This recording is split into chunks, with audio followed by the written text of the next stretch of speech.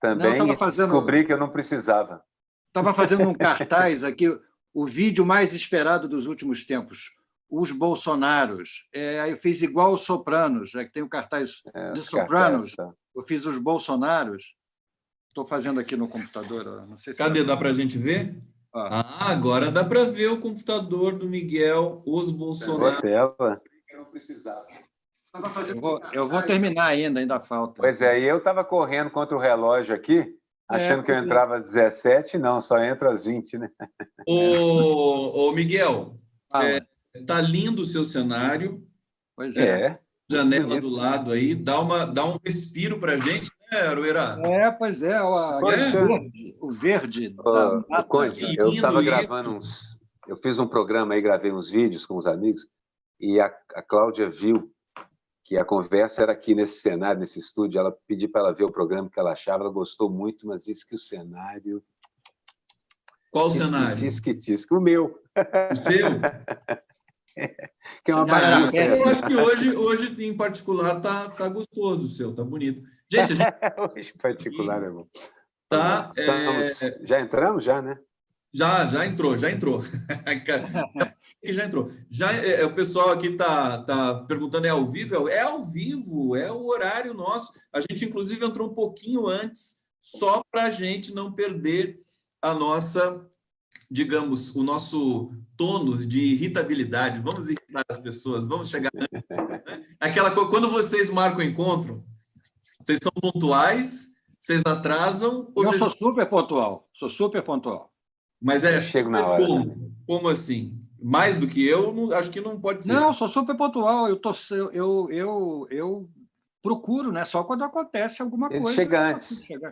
Ele chega antes. Várias vezes eu marquei com o Miguel lá no Belmonte e ele chegou antes. E eu estava chegar antes não é ser pontual. E eu chegava. Ele não quer perder o compromisso. Você sabe o que eu faço? Eu chego antes. Espera fora. Espero o ponteiro do segundo chegar. Isso. E aí eu apareço. Isso é uma coisa de psicopata, mas tudo bem, né? Cada um... Faço isso também. Uma coisa meio doente, mas tudo bem, né? Vai fazer o quê? Né? Tá frio aí, Miguel? Hoje não está tanto, não. Hoje não está tanto, mas tem feito muito frio. Tem feito realmente... Essa noite passada estava fazendo 9 graus quando eu fui dormir. Então, tem estado... Agora foi uma onda fria, agora vai diminuir, parece que sexta-feira ou sábado volta de novo frio, entendeu? Gente, então, saudações aqui ao público que vem acompanhar o Távola Quadrada, cartunistas Renato Aroeira, Miguel Paiva, legendas do cartoon, da ilustração desse país aqui, tão combalido, tão sofrido nesse momento dramático. Pobrezinho. Para a gente dizer, mas antes eu passo para vocês me falarem assim, o que mais chamou a atenção de vocês aí nesses últimos momentos, talvez nas últimas 48 horas aí no país. Começa, Miguel, falando para a gente. Não precisa nem ir nas últimas 48 horas, vou nos últimos 48 minutos. Parece que, não sei, né? A gente no Brasil é o país da expectativa frustrada, né? Muita coisa aconteceu hoje, né? Parece que o vídeo claramente uma formulação de um processo contra o Bolsonaro, clara, entendeu? Tá ali Fala escrito. Que vídeo porque nem todo mundo está na mesma... O vídeo do encontro do Bolsonaro com o Moro, o vídeo que o Moro alega que ali da reunião o Bolsonaro ministerial demonstrou interferência política na Polícia Federal e exigiu do Moro e disse que tiraria o Moro caso ele não pudesse trocar o diretor da Polícia Federal. O vídeo é exatamente isso. Ele diz isso, que ele não quer, desculpe as más palavras, pontinhos com a família dele, com os filhos dele, por isso ele quer tirar a Polícia Federal. Ele diz explicitamente isso. Esse então, é um vídeo só com ele e o Moro? Não, é o vídeo com os ministros todos. Ah, sim, é a reunião ministerial, então. Deixa eu só fazer um comentário aqui, porque eu vinha dizendo que esse vídeo da reunião iria chocar o país. A gente está exatamente nesse processo. Aí eu vou ler a matéria aqui que acabou de subir no 247, está na manchete. O Bolsonaro disse: amor que troca na PF do Rio era necessária para proteger sua família. A jornalista Andréa Sadi, da Globo News, aí, que o nosso querido Miguel Paiva Estou assiste, vendo ela aqui. ela diz que o vídeo é devastador. Para Devastadora. dizer que o vídeo é devastador, significa que realmente deve ser, né? Porque acho que essa blindagem boa, né? A blindagem em torno do Bolsonaro, ela ficou residual agora, e a cada minuto desses últimos 48 minutos e os próximos 48, acho que durante o programa a gente vai ter novidades. Desculpa, Miguel Paiva, volto para você. Não, só para terminar aqui. A outra notícia do dia, boa também, é que o Estado de São Paulo, como se esperava, entrou com recurso no STF para que o Bolsonaro mostre o resultado dos exames que os juízes tinham derrubado. E caiu na mão de quem? Na mão do Lewandowski, entendeu? O que nos dá grandes esperanças de que realmente o Bolsonaro tenha que mostrar seus exames. Posso fazer um pequeno comentário aí? Boa tarde a todo mundo, boa noite a todo mundo que nos assistiu às 10 horas. Hoje eu estou um pouco São Tomé naquele sentido, assim, para ver a devastação do vídeo, eu vou esperar a devastação acontecer, porque no que me concerne, já uns 5 ou 6 horrores atrás que o Bolsonaro, que as coisas são devastadoras para ele continua lá. Sobre o Lewandowski, também aumentam as chances, sem dúvida, mas também com o Supremo eu sou super São Tomé. Vamos esperar para ver o juiz abrir a boca e formular a sentença, porque concordo inteiramente. Não é confiável, exatamente. Não é confiável. Em tempos de isolamento e de quarentena, qualquer notícia, mesmo que pela metade, é ótimo. Ótima coisa. Então, assim, eu deixo isso para começar, a gente fica com isso assim. Acho tudo isso muito bom, mas quero ver a devastação e quero ver o Supremo realmente exigir que o Bolsonaro entregue o exame. Mostra a prova, mostra a prova. Mostra a prova. E hoje ele abraçou crianças, né? Lá em algum lugar ali da Alvorada, do Planalto, não vi direito, mas em plena, né? O Brasil, num momento bastante complicado, talvez os dados da Covid apareçam aqui antes da gente terminar o programa. Antes de fazer mais uma rodada, deixa eu ir para o bate-papo, saudar o nosso público maravilhoso aqui. Ney Santos está dizendo: como podemos divulgar mais a live para aumentar o número de espectadores? Hoje sei que será difícil por conta da Dilma estar falando sobre o golpe no 247. Eu não sei se é agora que a Dilma fala, mas de qualquer maneira, a gente... Começou há 1 hora. Essas coisas tem muita oferta de conteúdo simultânea. É verdade. Eu acho que o nosso público tem os interesses e tal, mas nada disso assusta. Mas dizendo para vocês, quer dizer, como a gente faz para divulgar? Mas compartilhando, divulgando, mandando para os amigos via redes sociais e tudo mais, né? Gabriel Sfá está dizendo aqui, bota pessoal. Pela capa, hoje o programa será Távola Agropecuária. Por que Távola Agropecuária? Deixa eu ver essa capa aqui, que são as duas charges. Não me lembro da capa. Gado, do Miguel Paiva. Deixa eu procurar. Uma charge do Miguel com o gado, né? O gado. E a outra da galinha protegendo a galinha. A outra da galinha. É a Távola da Rural. galinha. Eu vou até colocar aqui para a gente apreciar de novo. A gente começa falando disso, a gente começa falando dessas chaves aqui. E eu achei o Aras tão bonitinho, né? Gostei, Távola Rural. É uma codorna? É uma galinha. A galinha, quando acolhe, ela incha toda, solta as penas, afofam, e ela dobra de tamanho para os pintinhos, ou gatinhos, ou que tiver perto, caber debaixo. Muito bom. E aqui a do Miguel é o gado indo para o matadouro, né? Ao contrário, desistindo de ir, né? Não indo para o matadouro. Não indo para o matadouro, o matadouro é na outra direção. Aí. Desculpa, é isso mesmo. Mas, Brasil com recordes aí na estatística do coronavírus. Hoje é dia, gente, internacional da enfermagem. O Brasil tem o maior índice de contaminação entre os profissionais da enfermagem. São 12 mil infectados, dado do Conselho Federal de Enfermagem, o COFEN. E eu queria que vocês falassem um pouco disso, porque os profissionais são vários, são técnicos, são os enfermeiros e tem mais outras especialidades Tem dentro montes de... Nas Eu fiz internações até da um minha mãe, eu desenho me que eu vou lembro, mandar para aí agora. tinha Você muitas... bota. Miguel? muitas. E eles Tinha estão segurando muitos cargos no hospital. Tem a pessoa que Isso. lava a roupa, tem o enfermeiro, tem a copeira, tem a chefe de enfermagem. É um monte de profissionais que estão expostos o tempo inteiro, porque eles circulam, tem que circular por dentro. O que lava as roupas, por exemplo, recolhe. Pressão, né? Inclusive... E não há muito aqui, o equipamento de segurança está faltando. Fala então, Aroeira, sobre a questão Não é isso que eu estou falando, assim, eu estava conversando com a médica e ela dizendo isso, que esse pessoal, na hora de distribuir equipamento de proteção, como tem tarefas que o médico precisa realizar ali muito perto do paciente, entubamento, essas coisas todas, eles dão preferência. E aí sobra menos equipamento de proteção à medida que você vai descendo, entre aspas, na escala hierárquica dentro de um hospital. Então, assim, está atingindo muito o profissional que trabalha ali na base, do tipo, a pessoa que recolhe as roupas, a copeira ou o copeiro que serve o café e a alimentação e tudo mais.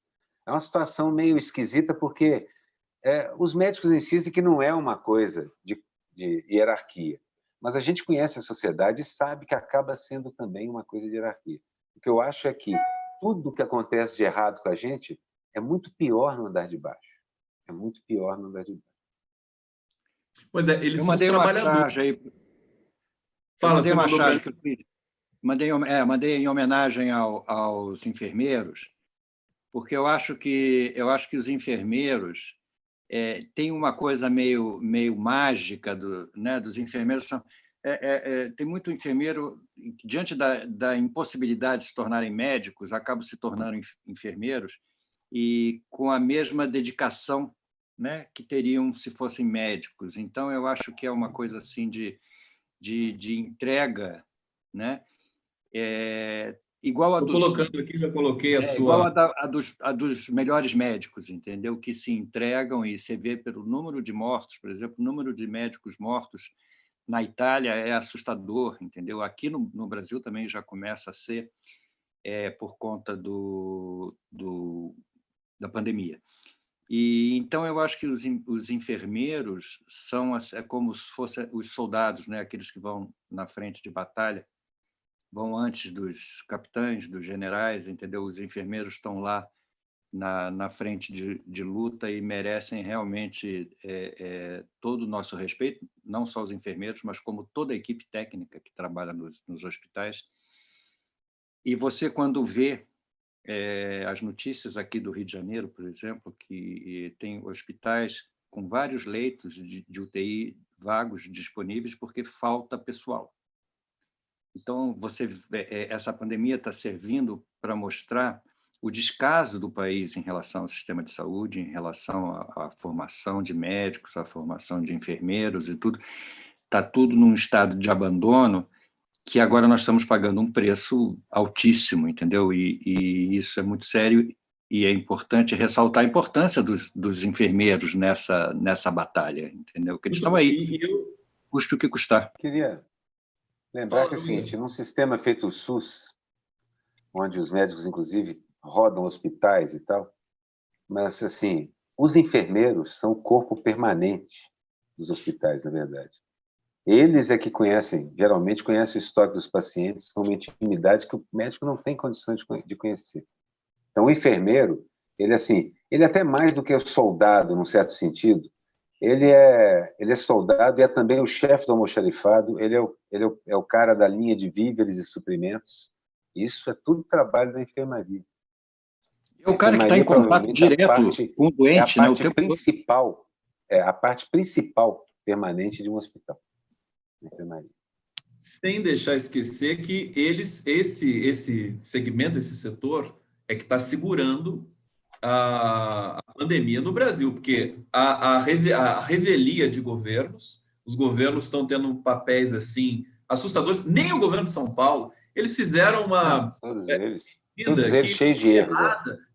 Fizeram lá o mega rodízio e aí superlotou o transporte público, nem pesquisam. Gente, é uma situação tão extrema eu fico pensando, sempre faço a simulação, né? Se nós tivéssemos governo hoje no Brasil, não precisava nem ser nos estados, o Canistão podia continuar essa porcaria de PSDB mesmo, mas se tivesse governo federal no Brasil, o que estaria acontecendo? Quer dizer, a gestão do gerenciamento do combate à pandemia estaria sendo feito com problemas, mas com outros tipos de problemas, evidentemente. E outra coisa, doações, né?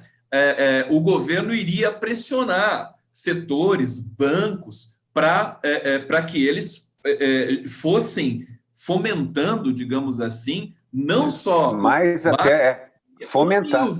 Bancos pararam de dar empréstimo. Ontem eu vi um pedaço do Jornal Nacional e tinha a Mafrig estava doando, tinha outras empresas doando máscara, doando carne, doando alimentos, tudo mais, porque por inércia, mas porque ninguém pediu. Se fosse um governo popular democrático, isso estaria sendo, digamos assim, pressionava. Uma pressão popular para esse tipo de coisa. O governo Bolsonaro não faz nada, inclusive o contrário. Você tem até mais do que doar. É mais do que doar, porque você pensa, os bancos pararam de dar empréstimo para o pequeno negócio. Boa parte dos pequenos negócios vai quebrar porque não tem o capital de giro para passar pelos 3 meses de isolamento. E os bancos não estão receberam aqueles trilhões. Receberam incentivos. E esse pessoal vai pagar. Porque a ele interessa pagar para continuar existindo como negociante, é claro. Não é calote programado, não é nada disso. E os bancos embutem a taxa de risco que eles querem embutir nos empréstimos, mas não estão emprestando. E a outra coisa do que você estava falando, Conde... Isso é um crime. Isso é muito mais do que doar. Os caras têm que injetar dinheiro na economia. Mas se tivesse um presidente que desse o exemplo, também é evidente que o comportamento da população seria outro. Uma população que não sabe o que faz. Olha um presidente que fica andando de jet ski, ele acha, por que eu vou ficar me cuidando quando o presidente... Imagina um presidente com a popularidade do Lula tendo que lidar com a situação dessas e as pessoas seguindo as instruções que geralmente são boas-vindas de pessoas. Minimamente. É outra coisa.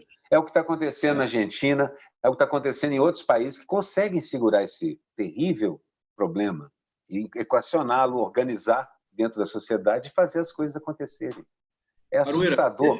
O que é triste é isso. Deixa eu ir para o bate-papo. Não sei se o Miguel quer concluir. Antes de eu... Não, era isso que eu queria falar. Então, deixa eu ir para o bate-papo, que eu quero fazer uma rodada aqui. Olha só, São Borja presente aqui na escuta, Marcelo Cunha, obrigado. José Leandro dizendo, digamos que pontualidade britânica não é propriamente um apanágio dos cavaleiros. Mas como assim? É que a gente estava falando da pontualidade. Obrigado, querido. Cássia Barbosa. Alô, pessoas lindas, educadas e inteligentes. Solta a voz, vocês podem. Biblos dizendo cavaleiros vespertinos. Obrigado aqui. Trio maravilhoso. Nina Vianello dizendo aqui. Regina da Costa, 13 coraçõezinhos para a gente aqui. Aqui, olha só, Bárbara Helbert Richard dizendo sex tape ministerial, que é a filmagem daquela reunião pornográfica ministerial que a gente sabe que vai dar muito pano para a manga. Sica Rodrigues, boa tarde, turma. Deixa eu ver se tem mais um comentário aqui. Sheila Scolari dizendo, não sou católica, mas vamos fazer uma novena para São Tomé, para vermos alguma coisa acontecer. São Tomé, ajuda. Antes, olha só, eu quero trazer o seguinte, eu vou ler a Folha de São Paulo aqui, porque vocês falaram do benefício. Aqui, tem uma notinha aqui. Bolsonaro deve vetar auxílio de R$600 para manicures e barbeiros. Essa é uma. Tem uma outra que os militares receberam esse benefício furando uma fila de maneira sigilosa. Só descobrimos agora. Eu estou procurando a nota aqui, porque eles vão ter de devolver esse benefício que foi dado. Né? Daqui a pouco eu procuro, mas primeiro vocês podem comentar, começando com o Miguel. O que você acha dessa coisa? É óbvio que você espera o que do governo Bolsonaro? Que ele fosse agir honestamente. É óbvio que ele favoreceu os militares e pior, agora vai ter que todo mundo devolver. É muito pior, quer dizer, ele como sempre, fazendo cagada atrás de cagada, aí nenhuma funciona. Nenhuma pega. Quanto ao benefício para manicures e barbeiros, é óbvio que ele quer abrir salão de beleza e barbearia, ele decretou isso, apesar dos governadores do Estado dizerem que não vão abrir, ele decretou academias, porque todas as academias os donos são eleitores dele, os barbeiros, os salões eu não sei por quê, por isso ele não quer dar o benefício, porque ele quer abrir. Então, quer que o pobre do barbeiro e a manicure faça pressão para voltar a trabalhar. É óbvio, é o mecanismo perverso dele, entendeu? É esse. Aru? É um plano interessante, mas é difícil você realizá-lo quando você é uma família Bolsonaro. São incompetentes também, né? O problema deles é esse. Gente, não há nada que ele possa fazer agora para melhorar a queda livre pela qual ele está passando. A erosão do prestígio dele começa a crescer, crescer, crescer. Como eu vi algumas matérias comentando assim, o centro abandona com alguma clareza. Olha, ele gastou com os militares essa irregularidade absurda, isso é um crime, mas vocês não viram ainda as contas do Centrão, que vai botar na mesa, e é isso que ele está tentando comprar agora. É isso que ele está tentando comprar agora. E tem o cartão tem essa corporativo. Particularidade. Você compra o Centrão e ele não fica comprado. Ele te trai na esquina mesmo. Aroeira, você escuta a gente bem? Estou escutando bem. Escutando bem? A coisa do Miguel quer falar do cartão, quer dizer, o cartão... Não, eu soube hoje que o cartão, pelo menos a Globo está batendo nisso, insistindo nisso, que o gasto do cartão... Tem voos... Apesar do voo, apesar da ida à China, tirando a ida à China, ainda assim é um gasto desproporcional, excessivo, que ele não tem como explicar. Entendeu? Então, isso é mais um elemento de fragilidade. Mas nós não estávamos falando também sobre essa irregularidade do Exército, que eu não tinha comentado, inclusive? A irregularidade do Exército. Antes de você continuar, Aroeira, deixa eu só falar. Militares que receberam auxílio emergencial indevidamente terão de devolver, diz o Ministério da Cidadania. Vai lá. Eu acho assim, ele está comprando todos os seus apoiadores. Ele compra as academias, tentando abrir o negócio, ele compra os soldados com o benefício irregular, ele compra, a soldadesca, né? Ele compra o Centrão com um montão de coisas que a gente não vai ver. Esse, aliás, eu acho que é um problema maior, porque boa parte do que acontece ali é quase invisível.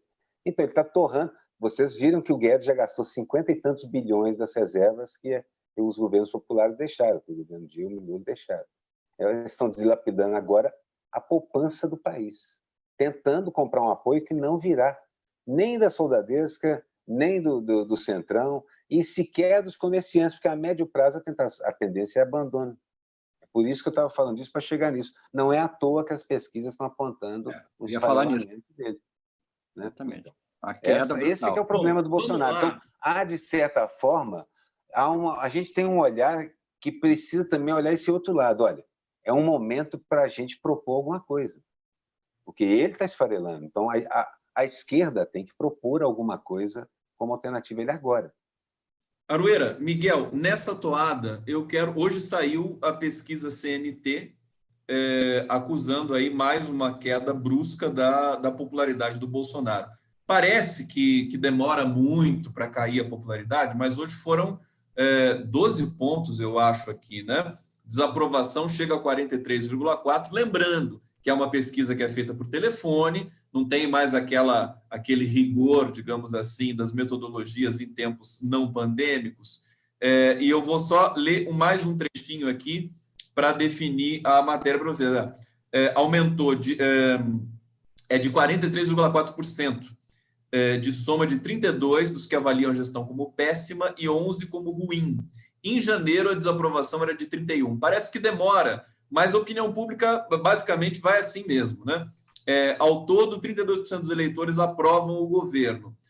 A gente está num quadro de que esses 30% que ainda vão na onda do Bolsonaro, seja por desinformação, seja porque... enfim, estão em outros setores da sociedade que não estão sentindo o drama que já está sendo para o país inteiro, mas a gente tem de lembrar que os outros 70%, né, você tem aí 30% de regular e 43% de péssimo, de péssimo ruim.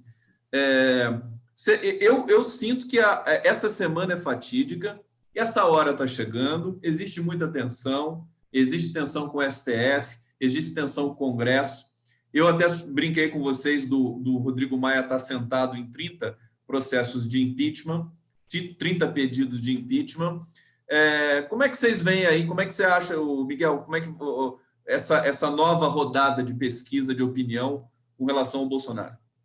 Eu acho que era o que ia acontecer, sem dúvida, porque é um processo de descrédito muito grande. As pessoas, mesmo as que acreditavam nele, estão começando a mudar de opinião diante do panorama que não tem nenhum sucesso, né? Você vê, o Guedes sumiu inteiramente, o Guedes, que era um dos sustentáculos, né? Assim, que as pessoas acreditavam no Guedes, ingenuamente mais acreditavam, o Moro era outro, o Moro saiu, o Guedes está sumido.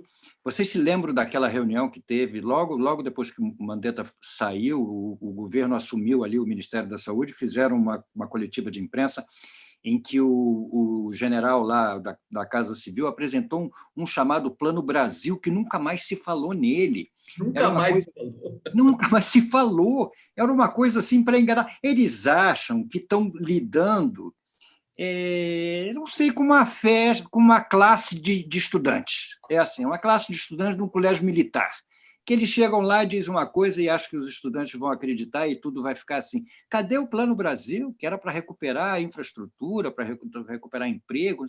O Guedes sumiu, não fala mais nada. O Plano Brasil eram 17 imagens de PowerPoint, mais nada. Exatamente.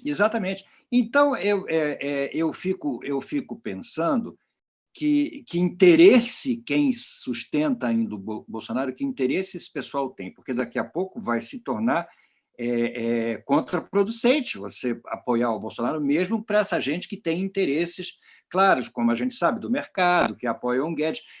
Vai começar a ficar tão ruim que nem eles vão ter mais ganho algum com isso. Então, eu acho que existem outras soluções, mesmo que não sejam as ideais que a gente quer, mas existem outras soluções para não deixar que o país despenque como está despencando diante de uma situação gravíssima que é da pandemia.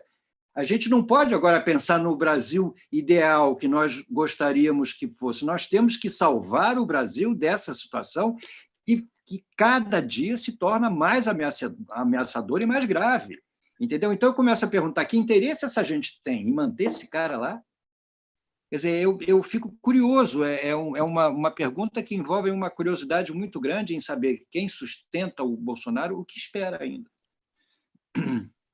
Arueira, enquanto você fala, eu vou colocar a sua imagem aqui, a sua última charge, que é o elenco. Esses 40 e poucos % que já consideram o governo péssimo, ruim, etc., significa também que ainda há uma percentagem razoável dos apoiadores, mas caiu para 32 dos 37.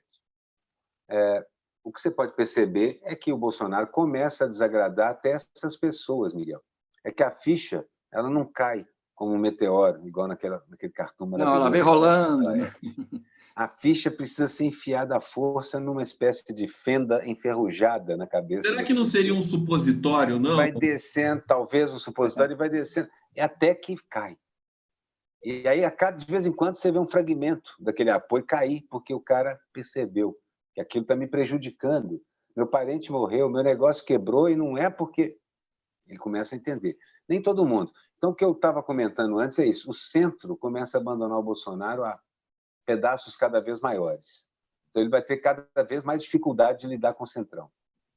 E a direita braba, bom, essa não tem o que fazer. Essa única coisa que existe parecida com os ideais deles é o Bolsonaro. Vocês vão ficar lá mesmo. Deixa eu aproveitar, então. Vamos esquentar os tamborins aqui e falar do Felipe Neto. Mais uma vez, a gente já falou. O Felipe Neto já vem se retratando e pedindo desculpa há 2 anos. E ninguém aceitou ainda. Tem muita gente que não aceitou ainda. Coitado dele. Independente de... Porque ele foi contra a Dilma, ele foi contra o Lula, como 70% da população brasileira, vamos lembrar. Vingança aos anos. Aí, mas o seguinte, ele disse assim, falou, tinha um ódio sobrenatural, Lula e ao PT. Errei, peço desculpa. E aí ele diz que... e ele está pressionando os outros influencers. E ele deixou de seguir Ivete Sangalo, o Whindersson, que são influencers que têm milhões de seguidores no YouTube e no Twitter, e está fazendo um chamamento, ele está fazendo a parte dele, né? que vocês acham disso? Porque eu acho que é mais do que personalizar essa decisão do Felipe Neto, é sintomático. É sintomático, quer dizer, e ele, por ser um influenciador bastante, enfim, tem um potencial gigantesco, ele pode levar de arrasto todo um processo no país dessa elite racista, que foi contra Dilma, misógina, que foi golpista, a começar a se reposicionar. E eles usaram até a expressão reposicionamento de marca do Felipe Neto, mas não interessa, quer dizer, está reposicionando. Todo mundo é uma espécie de marca também. Fala para a gente, o que é? Fala dessa psicologia, Miguel Aroeira. Eu acho que a mudança de ideia, você mudar de ideia é uma coisa extremamente saudável, entendeu? Eu acho que são três coisas que você deveria ter o direito, né? O direito de dizer não, o direito de mudar de ideia e o direito de não ir, entendeu? São coisas assim que são fundamentais, né? Não é o direito de não ir, o direito de ir embora. E eu acho que o Felipe Neto... De não ir também. De não ir também. O de não ir também, porque é consequência, né? O Felipe Neto está exercendo sadiamente esse direito. É claro que ele percebeu, sendo talvez um menino inteligente, entendeu? O erro que ele cometeu. Resta saber se ele está com isso ganhando mais seguidores ou perdendo, entendeu? De qualquer forma... Ele é muito atacado, inclusive pela esquerda. De qualquer forma, eu acho que ele está sendo super honesto e eu estou inteiramente a favor dele.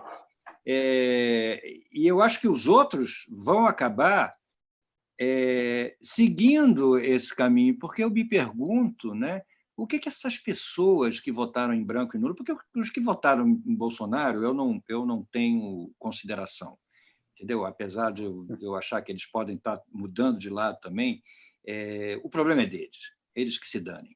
Agora, os outros que votaram branco e nulo, achando que não, mas no PT eu não voto, aí eu prefiro votar em branco e nulo, ignorando que estavam votando no Bolsonaro, votando branco e nulo. Esse eu pergunto, o que eles estão achando? Eles estão achando melhor essa situação que a gente está hoje do que estaria se tivesse o Haddad?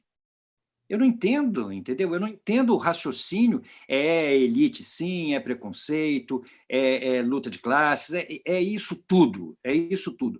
Mas, mesmo com isso tudo, eu não consigo entender que eles possam estar achando isso melhor do que outra situação. Porque daqui a pouco a própria história vai mostrar que, mesmo que aqueles crimes fossem verdadeiros, e que não são, eles seriam muito menores do que os que estão acontecendo hoje. Gente, os motivos para terem empichado a Dilma são ridículos, perto do que está acontecendo hoje. E não acontece nada hoje. Posso falar aqui? Claro, por favor. Vocês dizem que eu sou otimista, né? Mas eu estou vendo o Miguel no otimismo, porque ele está esperando que as pessoas reconheçam algumas coisas que são muito sofisticadas, Miguel. Exige você preparar a pessoa para isso. Reconhecer um erro, perceber que a profundidade da diferença entre Haddad e Bolsonaro, as pessoas lá debaixo dessa situação, lá debaixo na planície, elas olham para o Olimpo da política com uma certa raiva e dali tudo é igual, dali é tudo parecido. É difícil para elas distinguir um Suplicy de um... Como é que chama aquele sargento, sei lá o quê? Bom, um desses deputados paulistas. Major Olímpio, né? Major Olímpio. É difícil para eles, é difícil. E quando reconhece, ainda folcloriza o Suplicy, sem perceber a profundidade do humanismo daquela personagem. Então, o problema é que as pessoas, para poder ter esse discernimento que o Miguel está querendo, e eu também quero delas, a gente vai ter que começar a conversar com elas de base, viu, Miguel? Vai dar um trabalho danado, que é de base. Não estou me colocando em superior a isso, nem nada não, mas acho o seguinte, as pessoas foram deliberadamente brutalizadas na concepção de mundo delas. Elas só entendem um mundo muito cinzento, muito pedregoso, muito branco e preto. Vai dar trabalho. Nosso negócio, a tarefa da gente é um pouco recuperar o humanismo, isso vai dar. Para agora, eu acho que é continuar bombardeando a Câmara com pedidos de impeachment. Todo mundo devia entrar com um. Eu acho que a gente, às vezes, até, enfim, nós mesmos aqui, a gente não pode se arvorar a hipótese de, enfim, o tempo todo conduzir processos e estar com a razão. Não é nada disso. A gente erra, todos erramos, mas a gente tem de monitorar esse erro. E eu monitoro sempre as extravagâncias, evidentemente, algumas coisas que eu mesmo posso enunciar. Mas, por exemplo... Só queria falar sobre o Felipe uma coisinha antes de fechar aqui. Pode ser? Deixa eu só... Mas acaba o seu raciocínio. Deixa eu acabar esse raciocínio só, porque ele é, digamos, digressivo. Depois você volta nisso.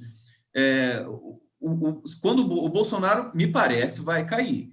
Quando ele cair, os problemas não estarão acabados, não estarão terminados, estarão apenas começando. De fato, realmente, a gente vai ter um governo para atacar realmente, não essa coisa estranha de um genocida, de mistura de nazista com não sei o quê, totalmente fora de qualquer possibilidade, né, inclusive de absorver críticas e tudo mais, que está paralisando a nossa atividade. É por isso que eu gostei da atitude da Gaviões da Fiel, que chegou lá e intimidou aqueles zumbis histéricos na Avenida Paulista de verde e amarelo. Fala, Arueira. Esse tipo de zumbi, inclusive, assim, eles são poucos e barulhentos. E, eventualmente, eu acho que assim, a Antifa tem a responsabilidade de dar uma demonstração. Olha só, paf, pronto. Ui, o que é isso? O que é isso? Não, é o que vocês estão propondo. É o cartoon do Laerte, né? Queremos a ditadura militar, e o pessoal que vem esmagando todo lado, nós somos a ditadura militar.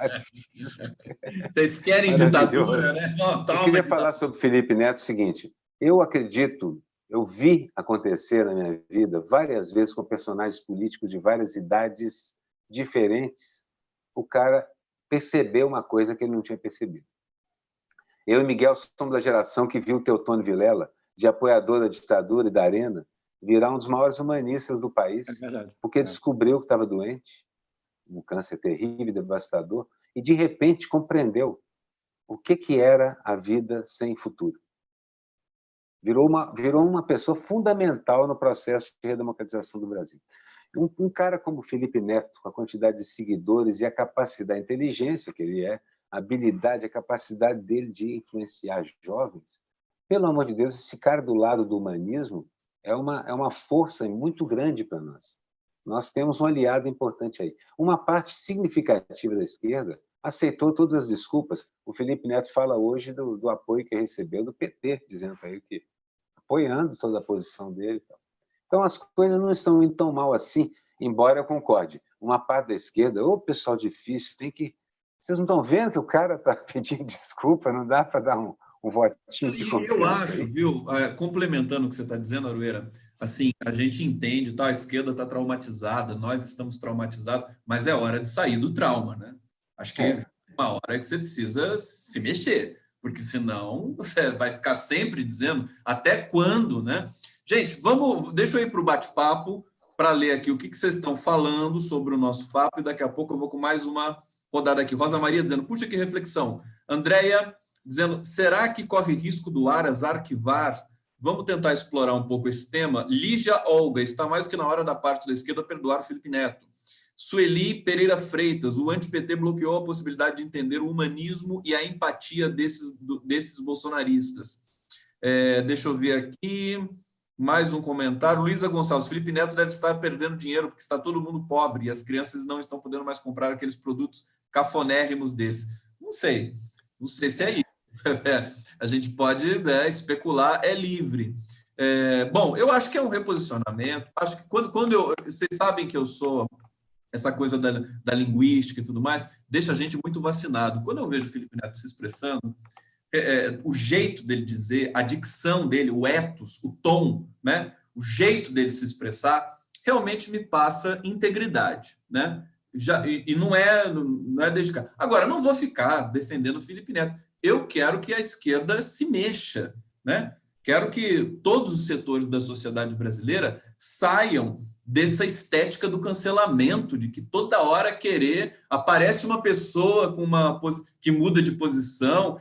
Essa pessoa do passado, quer dizer, sabe, realmente não é o que o Lula ensinou para quem segue aí as ideias da democracia que foram semeadas pelo PT. Eu quero falar com vocês do depoimento dos generais depondo para a Polícia Federal. O que é isso? O Aroeira fez uma charge ótima. Aí ele estava brincando comigo aqui. Não tem pau de arara nesse depoimento para a Polícia Federal de Generais, o Aroeira? Vamos começar com o Aroeira agora. Porque... A charge é essa. Eu desenhei o Heleno e o Braga Neto indo depor, e o Heleno falou assim: não estou mais em idade para o pau de arara, o Braga. E o Braga falou: mas ninguém vai te colocar no pau de arara, o Helenão? Eu falei assim: por que não? Não é um interrogatório? Quer dizer, na cabeça desse pessoal, os velhos tempos estão de volta.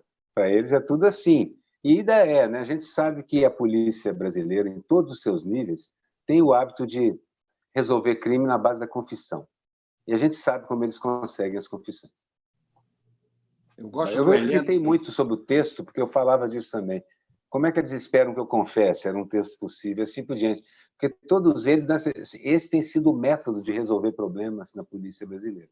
E isso inclui todo o período da ditadura, onde o CENIMAR, os centros de informação das armas foram, caramba, locais de horror.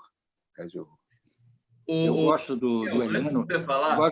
Eu gosto do figurino do Heleno, eu gosto dos paletós do Heleno. O Heleno tem uns paletós. Ele usa acima do número, né? Que vão até o joelho, entendeu? Umas coisas fantásticas. Mas, voltando a falar disso aí, eu acho que os generais ficaram indignados de o Celso de Mello ter tido que, se eles se recusassem, iam debaixo de vara. Isso aí eu não sei se é um termo jurídico, né? Eu acho que é um termo jurídico, né? Que você vai obrigado, né? Eu fico pensando aqui com os meus botões do meu uniforme de marinheiro, se não houve, ligando isso com o assunto de antes, se não há no nosso inconsciente coletivo um certo medo dos militares, entendeu? Se essa coisa dos militares foi explorada tão bem pela direita, voltar sempre a chamar a memória dos militares e qualquer problema você chama os militares, como se os militares fossem pau para toda obra, como se eles soubessem tudo, como se eles fossem especialistas em todos os problemas. Eles não são especialistas em nada. Então, eu fico pensando se não há na esquerda um certo medo inconsciente de criar problema e jogar o país numa situação de... Eu não sei, estou especulando, não tenho certeza. Eu estou rindo, porque eu estou imaginando. Eu estou rindo, mas não é disso, né? Pensando assim, nas consequências dessa coisa, Pedro. Pois é. Talvez eles tenham mais medo da gente do que a gente deles. Não sei, pois é, tomara que eles tenham. Eu acho que eles têm também medo da gente. Se a gente pudesse voltar às ruas, o problema é que agora só quem vai para a rua é a direita inconsciente, irresponsável, porque a esquerda está quieta lá. É engraçado você ver nos outros países. Nos Estados Unidos, eu li hoje a notícia que a formação de grupos nazistas de direita radical agora, durante a pandemia. Aí você vê a direita na Itália se comportando do mesmo jeito que aqui, querendo que abra tudo, querendo que todo mundo morra. Quer dizer, as pessoas precisam perceber que a direita quer isso mesmo, entendeu? Não é outra coisa. Exato. Para tudo. É o programa. Aqui agora. Espera aí. É o seguinte, epifania, conhece esse termo do James Joyce? Claro. Olha só, antes da pandemia, nós estávamos, sobretudo na América Latina... do Conde, até na posição de quem teve a epifania. Namastê. A gente estava com as maiores manifestações populares da história da América Latina. A gente vai ver no Chile mais de 1 milhão de pessoas nas ruas. Na Argentina, na Colômbia, na Bolívia, na Europa, você tinha na França a questão conflagrada ali dos coletes amarelos.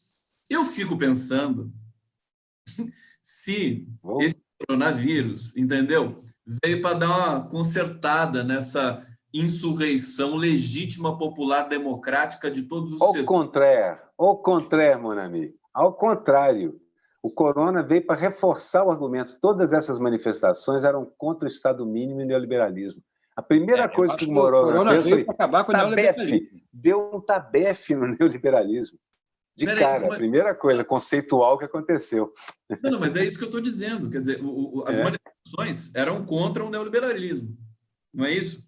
O corona acabou com elas, mas acabou também com o neoliberalismo. Mas é difícil, viu? Eu acho que assim, ele deu uma pancadona. A presença da população progressista nas ruas, ela estava cafungando no cangote do neoliberalismo. E vamos combinar o seguinte: seria muito melhor vencer o neoliberalismo assim do que com o vírus. Lógico, não tem a menor dúvida. Claro. E eles estavam com medo aqui que as manifestações chegassem. Mas como a batalha não terminou, a batalha não terminou, nós não vencemos. Não terminou ainda, só que, de certa maneira, o vírus deu um argumento para a gente, gigantesco. Quando isso... E eu já estou vendo formas criativas de buscar o povo na rua. Até com o distanciamento social, as manifestações de Brasília têm mostrado umas coisas assim. A gente vai ter que voltar para a rua, pô. É na rua. Assim que isso tiver, porque também o vírus tem esse período, há essa curva de verdade. Em algum momento, ele causou boa parte da devastação dele e começa a se abrir e recuar, e abrir e recuar. A cada momento desse, a gente tem que estar preparado para, pular em cima, reclamar. Se precisar voltar, volta de novo, volta e reclama. É possível bater no neoliberalismo enquanto ele está nas cordas. Eu acho que é o que a gente devia fazer. Tem uma coisa em teatro, né, chamada Deus Ex Machina, que é aquela coisa que acontece antes do terceiro ato, né, que é onde as coisas vão concluir. É um fato externo, é alguma coisa inesperada que surge dentro das tragédias, dentro das peças clássicas gregas e tudo, surge e define a história. Então, nós estamos vivendo o momento do Deus Ex Machina.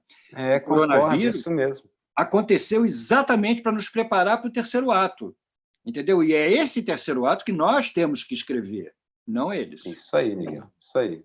Gostei. É isso aí mesmo. Muito bom.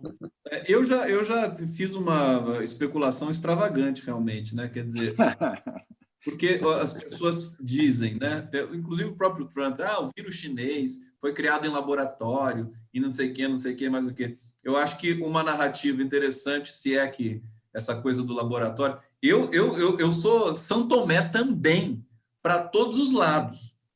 Quer dizer, tem gente que... Por isso que eu acho que o agnóstico é o mais, digamos, argumentativamente cabível nessa história de acredita em Deus, não acredita em Deus. Porque o cara que é ateu convicto, ele tem certeza que não existe nada, que não existe Deus. O agnóstico, pelo menos, diz assim, eu não sei. Não, eu sou ateu e não tenho certeza. Eu não tenho certeza de nada. Esse é o ateu. Mas, por exemplo, gente que crava assim, né? Claro que não foi criado em laboratório, eu também preciso ver. Então, mostra. Mas nós vivemos num universo estatístico. As coisas têm probabilidade maior de acontecer ou menor. As assinaturas que se conhecem dos vírus até agora, das cepas que apareceram, a probabilidade de ter sido criado no laboratório com a tecnologia atual é muito, muito baixa, muito pequena. Assim, mas não é inexistente. Não, nada. No universo estatístico, não existe a palavra inexistente. Existe muito, muito, muito, muito pouco provável. Essa é diferente. Bota muito aí, vai botando muito. Pode, é muito dízima. Isso não termina. Cabe a aproximação assintótica disso, mas assim, é pouco provável que tenha sido. Um acidente laboratorial, pouco provável também pela mesma razão. A assinatura não parece, mas também pode ser. Você tem razão, impossível não é. E é isso que deixa essa quantidade de teoria da conspiração rodando, que pode ser. Gente, mas vamos avançar. Posso fazer o nível cair bastante agora? Oba. Eu vou colocar... Eu posso ver um pouco de Globo News também, não tem problema. Eu vou colocar o Nelson Teich um pouquinho aqui para gente. Ai, meu Deus. Olha só. Tadinho.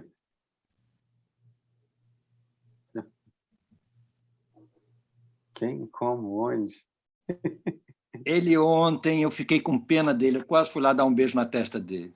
Cadê o som? Cobraram até charge. Eu falei, não dá. Não... Ele ficou olhando, né? Deixa eu interromper aqui, que acho que eu peguei um vídeo sem som, mas, enfim, só para a gente... Não precisa, ele não disse nada. Ele não disse isso. Eu nunca vi... Quer dizer, o Brasil é um dos países mais afetados do mundo pelo coronavírus. O ministro da Saúde, que foi trocado, e já tem relatos de que os governadores saíram da reunião com ele chocados pela falta de... Ele não sabe nada do que está acontecendo. Ele faz... Vocês conhecem gente assim, né? A gente sempre se encontra. E aí, mas o que... Regina Duarte, por exemplo. Nós vamos fazer uma reunião para avaliar corretamente. Tal. O cara não fala nada, ele só diz aquilo que ele pode dizer, que é muito pouco. E daí ele é pego de surpresa, quer dizer, mudou o manicure? É manicure? O que é manicure, barbeiro, como é que é? Ele é o que a gente chama de idiota superdotado, entendeu? Ele não pensa em absolutamente... rico, mais do que superdotado, né? Mas o quê? Idiota rico. É um idiota rico. Não, superdotado porque se formou, é médico. É difícil você se formar em medicina. Você sabe disso, Aroeira? Você tem um filho médico, quase médico, é difícil pra cacete, entendeu? Um pouco de superdotação você tem que ter. Mas, assim, boa memória já resolve. Você se forma. Mas você, para ser um bom médico, você precisa ter um talento, né? Acho. Ele foi importante como médico, pelo que dizem aí. Então, ele é um cara que tem inteligência, mas não está usando. Não está usando, definitivamente não está usando. Deixou em casa, está em Brasília, não pôde voltar Miguel, lá. O que você está olhando toda hora? Você está olhando para ver a notícia, se tem alguma notícia nova na Globo News. Eu estou preocupado. O Miguel sabe que em 20 minutos tudo pode mudar. O que aconteceu? O senador Randolph pediu que o Celso de Mello tire o sigilo do vídeo. Ele não tirou ainda? Eu achei que ele tinha tirado. Não. Ele convidou autoridades para verificar que partes. Olha, mais um trecho do vídeo sendo vazado agora. Weintraub defendeu a prisão de ministros do STF em reunião citada por Moro. A gente vai ter uma avalanche dessas questões. Fala, Miguel, você estava falando. Não, eu acho que é o nosso, como é que chama? Morogate, né? Muita coisa vai aparecer daí desse vídeo, muita vai. Eu acho que o The Intercept podia tentar descobrir isso aí, publicar isso, porque vai ter muita história e não é possível que dessas histórias todas não saia um caminho para alguma coisa nova, entendeu? Porque você suportar isso tudo e continuar com esse governo, aí é desesperador, aí não tem mais saída, entendeu? Já pensou ter que assistir a reunião? Pensou você assistir a reunião todinha e descobrir que não tinha nada disso? Isso é um horror terrível. Não, a gente ainda bem que tem, né? Naquela apreensão. Pelo visto, tem. Quando a gente viu o depoimento do Moro, a gente teve acesso ao depoimento do Moro, e ele, muito covarde, né? Não falou nada, não falou absolutamente nada. Aí depois a gente teve acesso ao depoimento do Valeixo. Valeixo. A mesma coisa. Quer dizer, a margem. Depoimento que vai comprometer esse governo. É o próprio governo, é a própria vítima. Exatamente. Essa é uma diferença boa. Porque quem vai prestar o depoimento tem todo o cuidado do mundo e demonstra aí todo o seu comprometimento com esse governo, com a direita, com tudo. Não vai dizer nada. O Moro, na hora que teve que sair, disse, mas depois que teve que confirmar, não confirmou. Ficou naquele jogo de não saber... Ou confiava no vídeo. Exatamente, confiava no vídeo e disse, eu não vou... Pode ser que ele confiasse. O Moro não entende de prova. Vamos partir disso, de cara. O Moro não entende de prova. Não é o forte dele. Prova mas e pode Moro ser. Não entende. Não tem a ver. Mas pode ser que ele tivesse grande confiança nesse vídeo e que bastava aquela descarga inicial e depois não precisa falar mais nada. Quando o vídeo vier, vocês vão ver. Pode ser. Aroeira, o dólar fechou em 5,86, Aroeira. Já vamos para 6, né? Putz. Quantos dólares você tem aí dentro da sua caixa de violão, aí, do seu case? Nadinha, nadica de nadica mesmo, graças a Deus. Eu estou vendo que eu não vou viajar tão cedo, entendeu? Tão cedo, nem pela pandemia, nem pelo dólar, entendeu? Pelo valor do dólar. Eu já não ligava muito, tem então. Um programa do governo cubano que a gente pode viajar para Cuba, acho que com desconto e tudo mais. Vamos tentar nós três um dia aí para Cuba? É uma ideia, Pode ser. É uma ideia. Mas antes eu faço questão de parar na frente dos bolsomínios para eles me dizerem, vai para Cuba, eu mostro a passagem, vou para Cuba. Parece que a Qatar Airlines também está dando várias passagens para os para quem trabalha com saúde. Enfermeiros, médicos e tudo, eles vão Estão disponibilizar. distribuindo passagem para o Brasil também, para quem está discordando dos regimes, né? Catar, essas coisas distribuem para cá. Agora, o Brasil virou o horror infecto de todo mundo. Pergunta para vocês o seguinte: será que nós estamos preparados para virar a página Bolsonaro? Porque, pelo que eu estou vendo aqui em todos os jornais agora, enquanto a gente vai falando, todos estão manchetando a vinculação do Bolsonaro na troca da PF do Rio de Janeiro para proteger os seus familiares. Isso é mais do que suficiente para um processo de impeachment e talvez seja mais do que suficiente para o próprio STF pedir o afastamento do presidente da República. Claro. Eu acho que nós não teremos impeachment, hein? Eu tô achando que vai ser por uma via dessa vez. Agora, eles estão querendo a via mais rápida. A gente vê a esquerda falando do Felipe Neto, sei que, Lima Duarte, fica aquela coisa toda dispersa. Coisas boas acontecendo. Tem coisa, sabe o que eu acho bonito?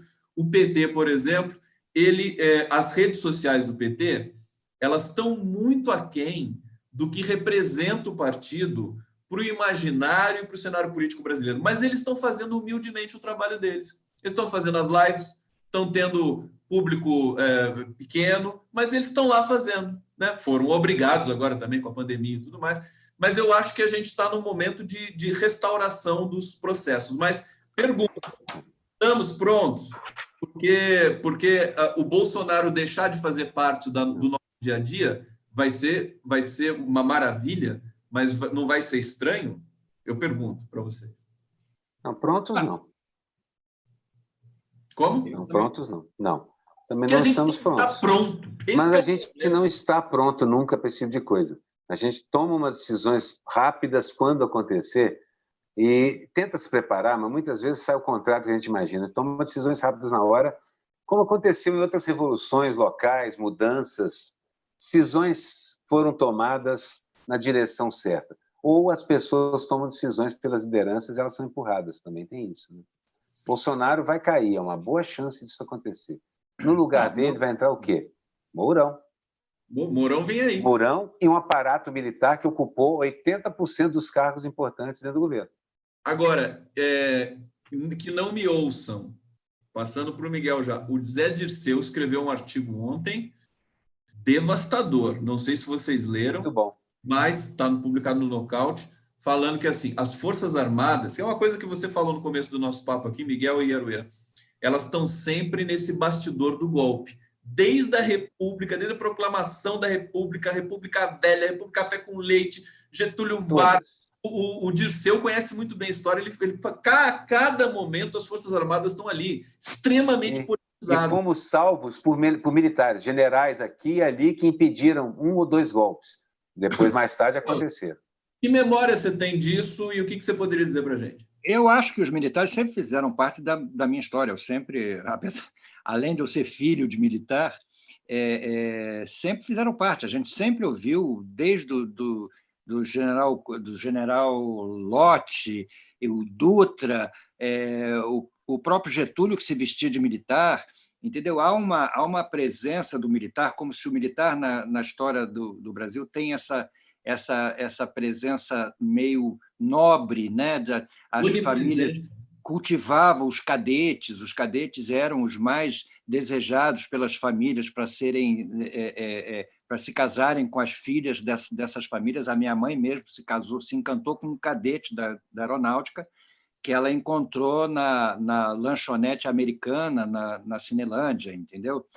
E então você vê que tem esse mito de que o militar é uma coisa que é típico de um país pobre como o Brasil, né? O militar é elevado à posição de quase nobreza, né? A farda se mistura com o uniforme da nobreza. Tem esse aspecto. Era apanágio da nobreza. Exatamente. Então, vai ser difícil a gente se livrar disso. Vai ser difícil a gente acreditar que os militares não têm essa importância e que a gente não tem essa necessidade de que os militares, no jogo democrático, ficam no quartel. Eles servem para outras coisas, não para dominar o país ou comandar o país. É isso que eu ia falar. A nossa lembrança recente dos governos democráticos Lula e Dilma, os militares estavam ali, bonitinhos, cada um no seu quadradinho, sendo reequipados furiosamente com compra de caças, de submarino Estavam nuclear. felizes, estavam felizes. Eles estavam trabalhando pela democracia, eles faziam serviços Estavam lendo Olavo de Carvalho. do São Francisco, eles faziam missões de paz, bem ou mal, com genocídio. Você tem esse problema do Haiti, que vai pipocando agora, mas as Forças Armadas brasileiras eram respeitadas internacionalmente naquele momento, e a gente vivia tão bom viver, quer dizer, a gente via respeito pelo o comandante da aeronáutica, o comandante do exército, ali, evidentemente, devia ter as briguinhas de bastidor, mas eles tinham uma reverência pelo Lula, pela Dilma. Gente, como é que a gente jogou no lixo essa... Mas Conde, isso é uma coisa assim, é uma consequência mais da diplomacia brasileira, no caso da utilização de tropas brasileiras em outros locais, e da política que Lula, um grande político, implementou em Brasília. Com todos os problemas, mesmo o toma lá da cá, que o PT foi obrigado a viver um bocado, era muito... Não é isso que acontece, completamente diferente. Mas você também tinha mecanismos que a Dilma e Lula foram criando de compliance mesmo, de verificação de cumprimento das normas e tudo mais. Então, de certa maneira... Os militares eram respeitados. Os militares também respeitavam isso, mas, por outro lado, que eu falei brincando aqui, mas é verdade, estavam lendo Olavo de Carvalho.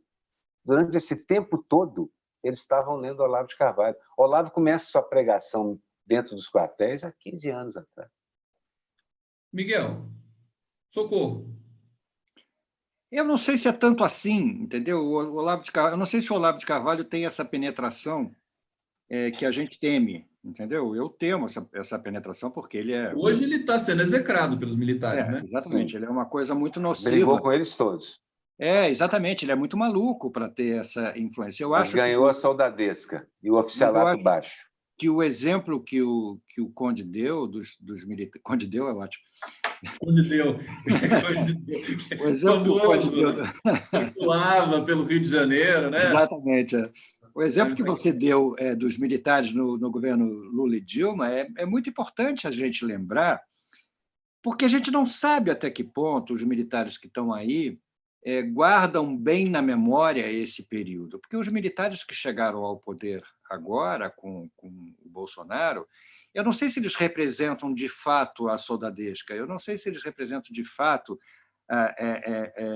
os militares como categoria, entendeu? Eu não sei, a gente não sabe, a gente desconhece, a gente não tem... Tem um artigo ou outro comentando por aí, rodando por aí. Mas é tudo meio especulativo ainda, né? A gente não sabe exatamente o artigo que o Dirceu escreveu, e tem outros artigos, tem outros posicionamentos também. Então, eu volto àquele tema do medo, que eu acho que existe um medo psicológico aí na gente em relação à nossa memória, à volta dos militares. Eu acho que esse medo é improcedente, mas ele existe. Eu acho que a gente tem que continuar afirmando a democracia como o único caminho, que é o caminho que eles afirmaram também há 20 anos atrás. Entendeu? Então, isso é o que eu estava falando. Acreditar nisso. É política que controla militar. Exatamente. Boa política controla os militares. Nos países onde há forças militares, o exército francês é muito mais forte do que o nosso. O exército americano nem se fala. Bom, no caso do exército americano, fico na dúvida sobre quem controla quem. Mas, no geral, a política mantém o militar sob um certo controle institucional. No Brasil, a gente primeiro destruiu a política. Depois de destruída a política, nesses anos do golpe, até um pouco antes do golpe da Dilma, você ferva aquilo que estava fervendo na soldadesca, que o Olavo está fazendo esses cursos dele lá dentro, com bastante resultado, tem vários artigos e matérias sobre isso, há um bom tempo. Oficialato baixo e soldadesca. E, de certa maneira, quando a política acaba, os caras emergem. É perigoso, não pode ter esse vácuo. Foi o que aconteceu, eu acho. Olha só, antes de passar para vocês mais uma vez, estamos chegando aqui no bloco final do programa, eu queria ler o comentário da Catiane Cazuza. Não saber qual a cara dos nossos militares e seus valores é um erro, pois não temos segurança e ficamos suscetíveis aos jogos de poder. Agradecendo aqui todo mundo que está comentando aqui na transmissão.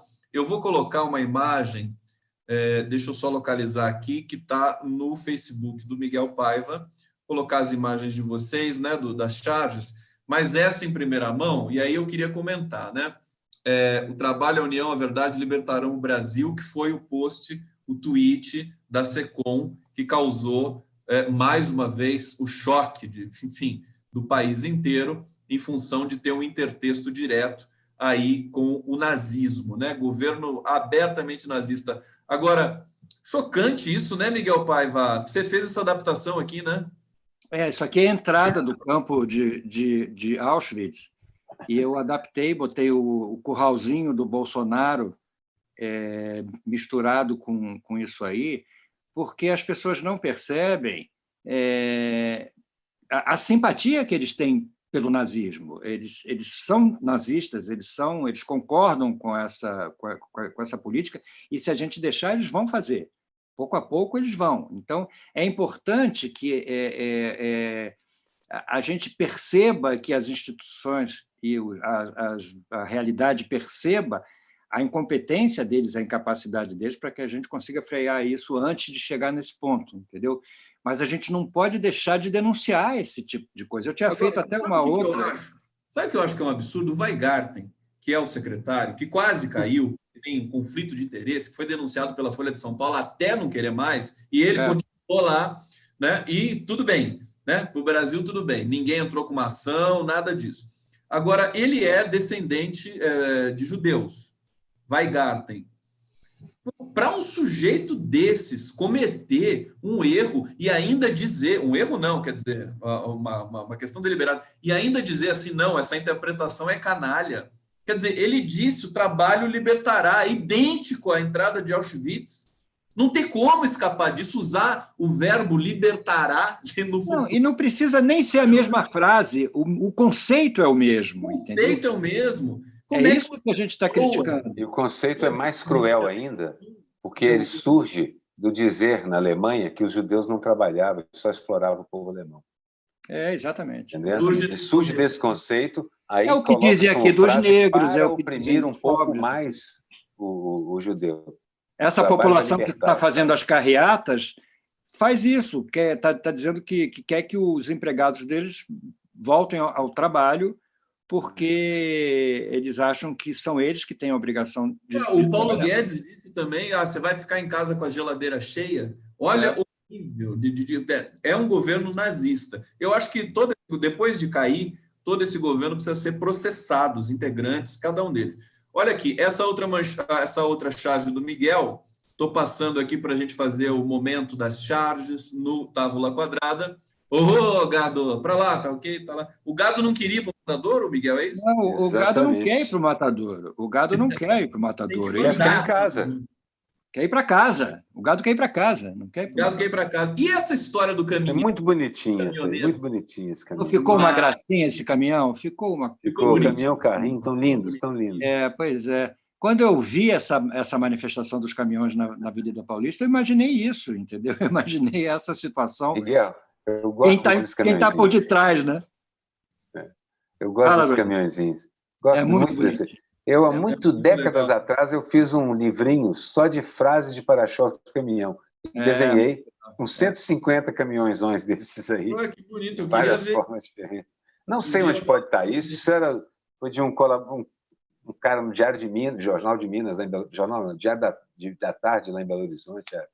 Isso aí foi hoje, né? Isso foi hoje. Lá o Bolsonaro queria... hoje, é do vídeo. E aí, vamos ver esse vídeo ou não? Não, prefere a Netflix, tem uns vídeos ótimos aqui, né? Pois é, o Bolsonaro estava querendo que eles vissem alguma coisa da Netflix, que, aliás, está com vídeos ótimos mesmo. Tá, vocês estão vendo muito filme? Vamos falar um pouco, antes de mostrar os trabalhos do Aroeira aqui, como é que está sendo a rotina de vocês aí? Tá? O Aroeira parece que só desenha o dia inteiro, e toca, e come e dorme. Não. Eu acordo, faço 1 hora de exercício, depois meia hora da corrida do prisioneiro, que o Frei Beto me ensinou a fazer. Depois disso, tomo café, arrumo a cozinha, etc.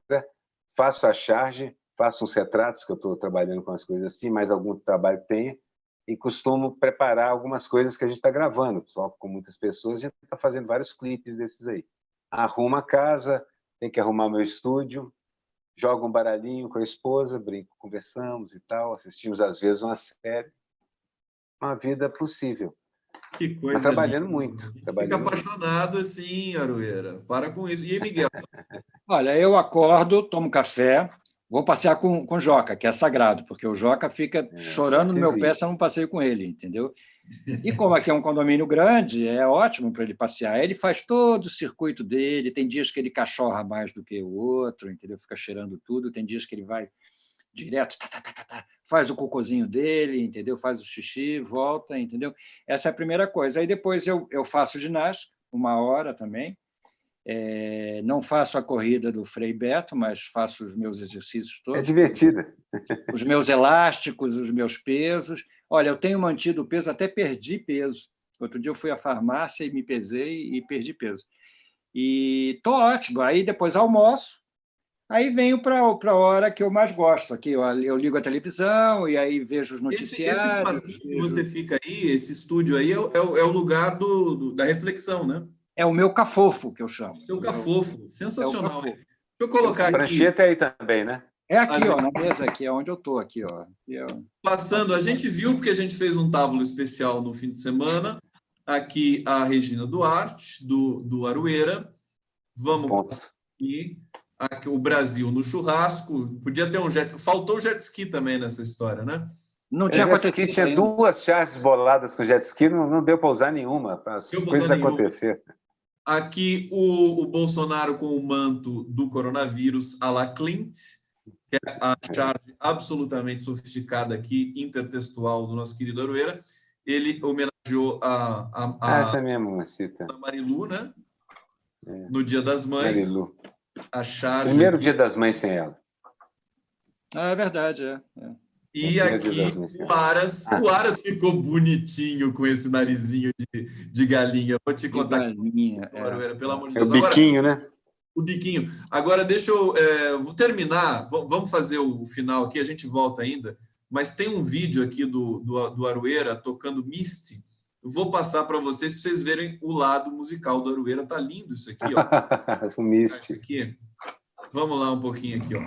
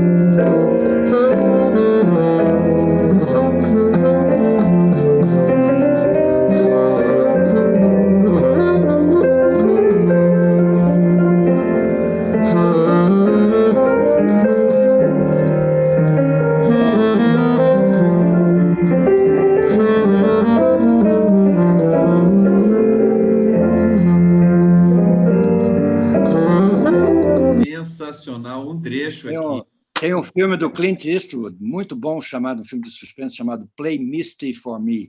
Play Misty for Me. É uma história de um crime, de uma moça, de uma mulher passada na costa da Califórnia, entendeu? Filme no ar. Muito legal. O Clint gosta muito de jazz, né?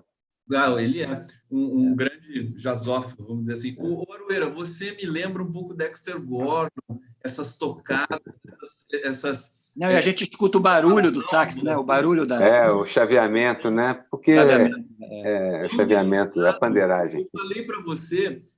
Nem no violão, quando a gente escuta o dedo arrastando nas cordas. Legal, né? Você devia gravar solo também, viu? Que é uma coisa... E como ficou bom o som disso? Você gravou... Quem é que está com você? Não, isso é só o celular. Esse é o Carlinhos Tiso, irmão do meu cunhado. Uma figura fantástica, pianista, primo do Wagner também, que muito bom, muito bom. Primeiro. A família toda de grandes músicos, todo mundo toca. Eu gosto muito dessa onda de balada. Por isso que ele falou do Dexter, Ben Webster, Coleman Hawkins. É que você senta e brinca. O cara da harmonia está lá tocando, você pendura nas notas dele e vai fazendo. E o clima, o Miguel, você sentiu o clima, meia luz, tal, aquela câmera de baixo, entendeu?